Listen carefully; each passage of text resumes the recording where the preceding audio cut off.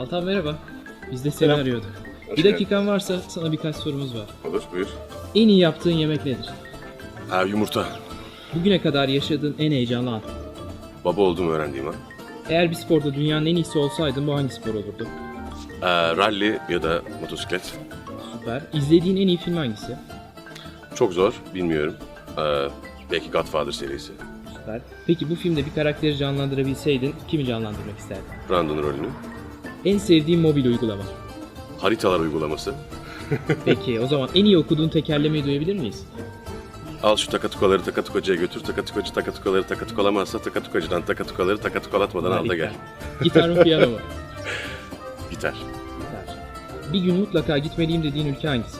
Kamboçya. Onsuz asla dışarı çıkmam dediğin aksesuar. Cüzdan. Peki en son okuduğun kitap neydi? Fi. Yabancı dizi mi yerli dizi mi? Yabancı dizi.